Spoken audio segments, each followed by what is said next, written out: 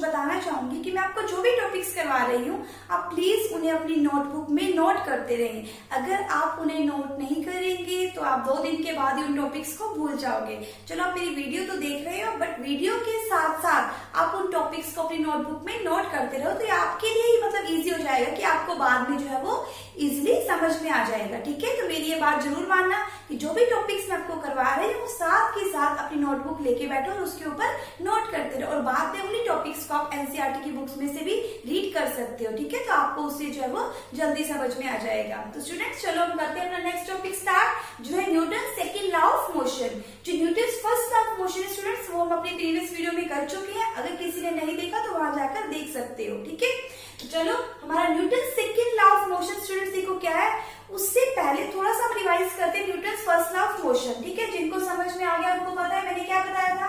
ठीक है, अगर मान लो कोई ऑब्जेक्ट है, ये किस पे है, रेस्ट पे है। किस पोजीशन पे स्टूडेंट्स, रेस्ट पे है।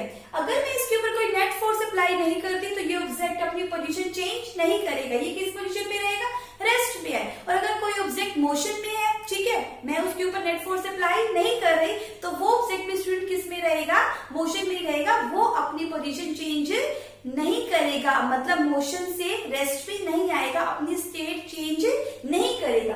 अगर हम ऐसे ही बात करें स्टूडेंट्स, ये कोई ऑब्जेक्ट है, ठीक है, इसकी इनिशियल जो वेलोसिटी है वो है 2 मीटर पर सेकेंड। ये ऑब्जेक्ट अपनी इनिशियल स्पीड से क्या कर रहा है, इनिशियल वेलोसिटी सॉरी मूव कर रहा है, जो कितनी है 2 मीटर पर सेकेंड। ठीक है, अगर मैं इसके ऊपर फोर्स अप्लाई नहीं कर रही, मतलब नेट फोर्स में अप्लाई नहीं कर रही इस ऑब्जेक्ट के ऊपर, तो इसकी जो वेलोसिटी है स्टूडेंट्स वो क्या रहेगी, कांस्टेंट रहेगी। क्या रहेगी स्टूडेंट्स, कांस्टेंट रहेगी, मतलब 2 मीटर पर सेकेंड ही रहेगी। बट अगर मैं इस ऑब्जेक्ट के ऊपर क्या अप्लाई करूं, फोर्स अप्लाई कर रही हूँ, इसी ऑब्जेक्ट के ऊपर स्टूडेंट्स मैं क्या अप्लाई कर रही हूँ, फोर्स अप्लाई कर रही हूँ, उस टाइम पे क्या होगा स्टूडेंट्स, इसकी वेलोसिटी के अंदर क्या आएगा, चेंज आएगा। क्या आएगा स्टूडेंट्स, इस ऑब्जेक्ट की वेलोसिटी में क्या आ जाएगा, चेंज आ जाएगा।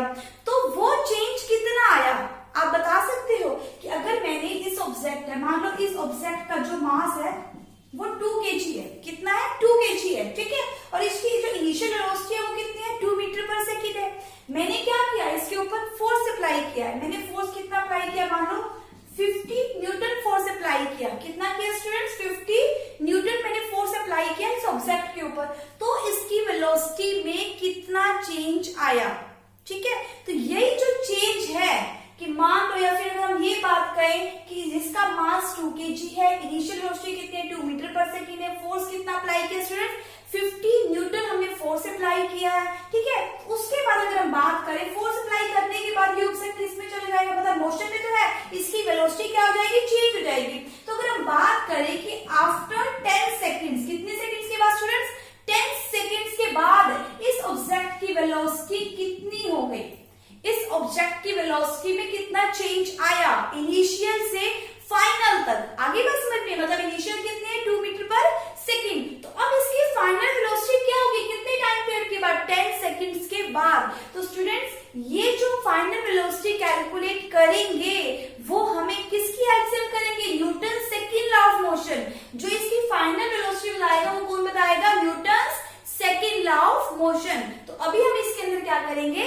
किस हिसाब से या किस टाइप से हम इनिशियल से उसकी फाइनल वेलोसिटी जो है वो कैसे हम कैलकुलेट कर सकते हैं। कि अगर हमें टाइम पीरियड गिवन हो, मास गिवन है, इनिशियल वेलोसिटी गिवन है, और क्या गिवन है, हमें फोर्स गिवन है, तो इस केस में हम किस टाइप से उसकी फाइनल वेलोसिटी कैलकुलेट करेंगे, वो हम किसकी हेल्प से करेंगे students, Newton second law of motion की हेल्प से। तो देखो Newton second law of motion क्या है, net force applied on a body is equal to its rate of change of momentum.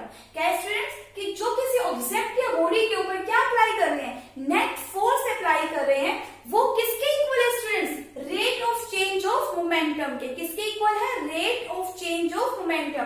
तो students rate of change of momentum क्या होता है, change of momentum per unit time period. क्या होता है, rate of change of momentum is equal to change of momentum per unit time period. ठीक है, तो हम क्या बताएंगे कि कोई भी बॉडी ले लो या फिर कोई भी ऑब्जेक्ट कह सकते हैं, ठीक है, जो उसके ऊपर नेट फोर्स अप्लाई किया वो किसके इक्वल होता है, rate of change of momentum. क्या आपको मोमेंटम का फॉर्मूला पता है, क्या होता है मोमेंटम का formula students, mass into velocity. क्या होता है, मास इनटू वेलोसिटी। ठीक है, तो देखो इसका फॉर्मूला क्या बनेगा, net force applied on a body is equal to its rate of change of momentum. तो क्या बना, m into v minus u by t. Net force is equal to m into v minus u by t. v minus u क्या है students, change in velocity. क्या है, change in velocity.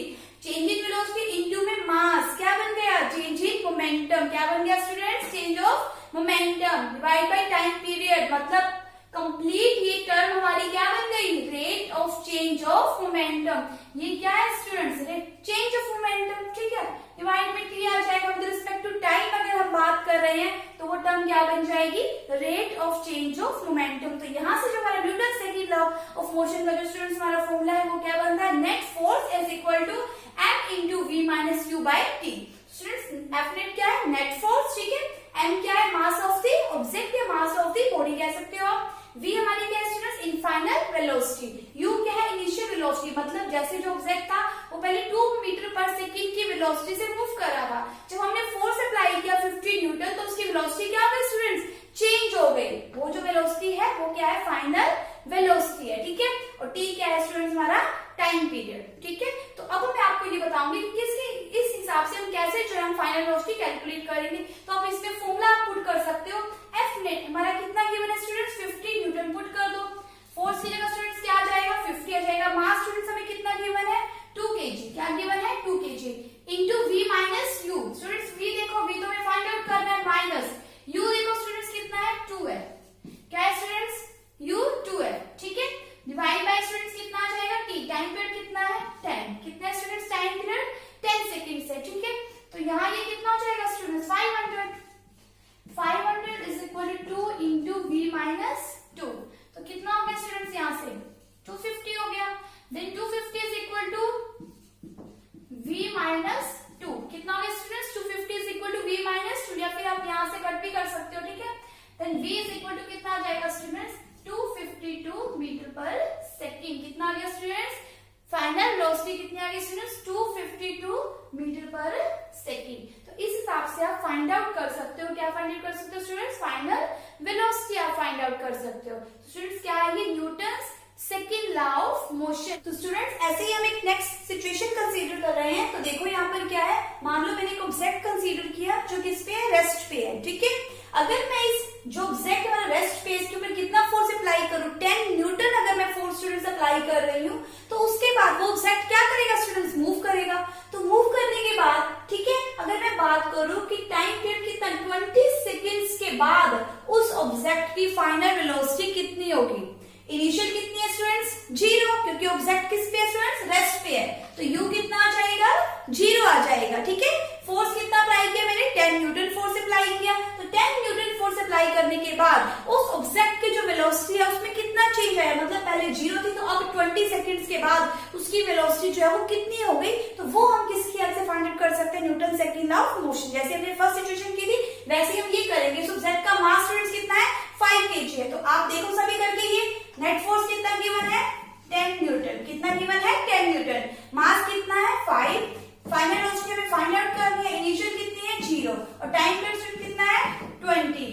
कितना आ गया, 4 आ गया यहाँ से। तो 4 इंटू 10 कितना आ जाएगा, 40 इज इक्वल टू v। तो v is equal to 40 students हमारी क्या आई है, फाइनल वेलोसिटी। जब किसी ऑब्जेक्ट के ऊपर 10 न्यूटन फोर्स अप्लाई हुआ तो उसके बाद उस ऑब्जेक्ट की वेलोसिटी में कितना चेंज आया, मतलब 0 से कितनी होगी स्टूडेंट, 40 मीटर पर सेकेंड। तो ऐसे हम कोई भी जो केस है हम कर सकते हैं। हम टाइम पर भी फाइंड आउट कर सकते हैं इस केस में स्टूडेंट्स। फोर्स अगर हमें फाइंड आउट करना हो तो हम फोर्स भी हम निकाल सकते हैं, मास भी निकाल सकते हैं। तो कोई भी इस फॉर्मूले को यूज करके स्टूडेंट्स हम इन टर्म्स में से कोई भी टर्म को फाइंड आउट कर सकते हैं। तो आगे स्टूडेंट्स हम करेंगे अब Newton second law of motion की प्रैक्टिकल एप्लीकेशन की। हम अपनी डेली रूटीन में हम कहाँ जो Newton second law of motion को हम यूज कर रहे हैं।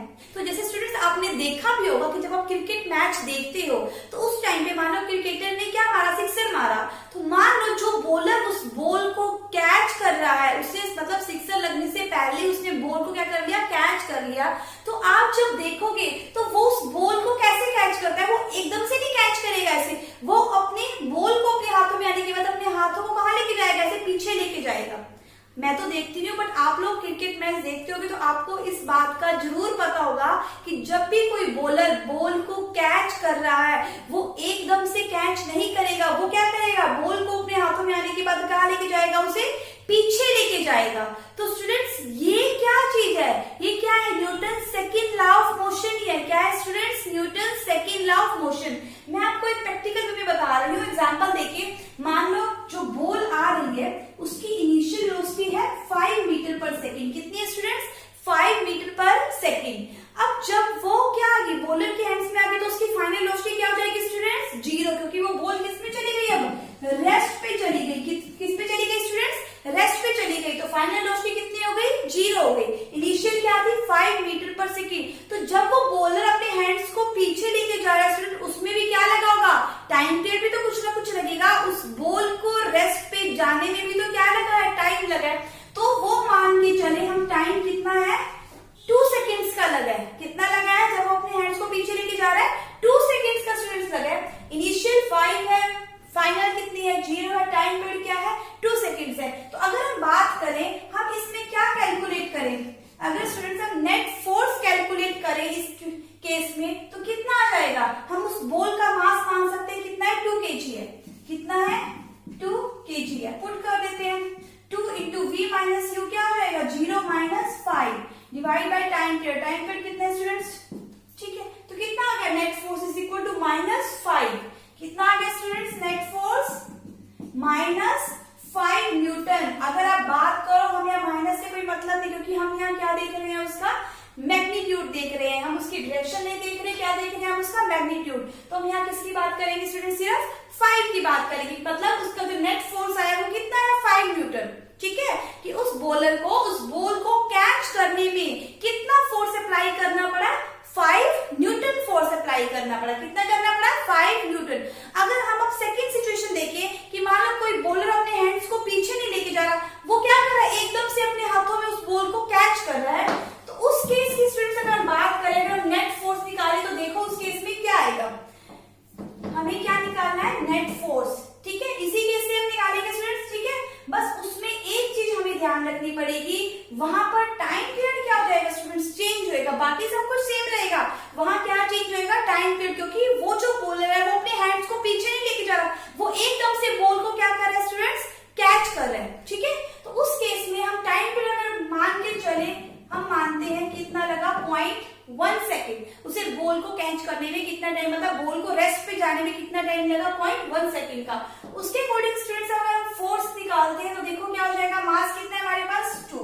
ठीक है, v कितना है, 0, u कितना है, 5 divide by time period students कितना है हमारे पास, वहां पर 0.1। ठीक है, तो देखो हमारे पास जो नेट फोर्स है स्टूडेंट्स, वो क्या आएगा, कितना जाएगा, -10 बाई 0.1, -10/0.1। तो ये वैल्यू किसके इक्वल आएगी स्टूडेंट्स, -100 न्यूटन। मैंने बताया डायरेक्शन की बात नहीं करें, हम सिर्फ किसकी बात करें, मैग्नीट्यूड की बात करें। तो इस केस में स्टूडेंट्स देखो मैग्नीट्यूड कितना आया है, 100। मतलब जो फोर्स, नेट फोर्स आया हमारे पास, वो कितना आया, 100 न्यूटन। अगर वो बॉलर अपने हैंड्स को पीछे नहीं लेके जा रहा, वो एकदम से बॉल को कैच कर रहा है, तो उसे कितना फोर्स अप्लाई करना पड़ेगा उस बॉल को कैच करने में, 100 न्यूटन। कितना लगाना पड़ेगा, 100 न्यूटन। तो इसीलिए हमेशा जो बॉलर्स होते हैं वो कौन सा केस यूज करते हैं, फर्स्ट वाला केस। मतलब जहां पर उन्हें बिल्कुल ही कम फोर्स की जरूरत पड़े, वो इतना फोर्स नहीं लगाएंगे कि उसे किसी बॉल को कैच करने, मतलब इतना फोर्स लगाना पड़े। इसलिए जब भी बॉलर जो है बॉल को कैच करता है, तो वो हमेशा अपने हैंड्स को कहां लेके जाते हैं, पीछे लेके जाते हैं। यही क्या है स्टूडेंट्स, हमारा Newton second law of motion. अगर पीछे नहीं लेके जाएंगे, इतना ज्यादा फोर्स लगेगा, तो उनके हाथों को चोट भी लग सकती है। आगे बात समझ में, ठीक है। इसीलिए हमेशा जो बॉलर है वो कौन सा केस यूज करते हैं, फर्स्ट केस, कि जहां पर उन्हें फोर्स क्या करना पड़े, कम अप्लाई करना पड़े, जहां पर टाइम पीरियड क्या हो जाए, ज्यादा लगे, इंक्रीज हो जाए। ठीक है, ये नहीं कि जहां टाइम पीरियड कम लगे और जहां पर फोर्स जो है वो ज्यादा अप्लाई हो, ताकि उनके हाथों पे जो है चोट भी लग जाए। ठीक है, तो ये स्टूडेंट्स क्या है, practical application of Newton second law of motion. ऐसे और भी प्रैक्टिकल एप्लीकेशंस जो है वो पढ़ सकते हो आप। एनसीईआरटी की बुक में से और भी प्रैक्टिकल एप्लीकेशंस जो है Newton second law of motion पे गिवन है, उसको आप रीड कर सकते हो। ठीक है, नेक्स्ट वीडियो में स्टूडेंट्स मैं आपको करवाऊंगी Newton second law of motion का जो प्रूफ है, कि ये फॉर्मूला जो है वो कैसे निकला, जो हमारा नेट फोर्स का है, m × v - u/t, ये कहां से आया। तो कंप्लीट जो प्रूफ हम अपनी नेक्स्ट वीडियो में करेंगे। तो आज के लिए आप इतना जो है वो अच्छे से समझ सकते हो, उसके बाद आप उसे एनसीईआरटी की बुक में से रीड भी कर सकते हो। तो स्टूडेंट्स, अगर आपको मेरी वीडियोस अच्छी लगे या फिर मेरा पढ़ाया हुआ समझ में आए तो प्लीज मेरी वीडियोस को लाइक एंड शेयर जरूर करना एंड मेरे चैनल को सब्सक्राइब जरूर करना, और साथ में जो बेल आइकन है उसको भी आप प्रेस कर सकते हो ताकि आपको मेरी आगे आने वाली वीडियोस की जो नोटिफिकेशन है वो मिलती रहे। Thank you.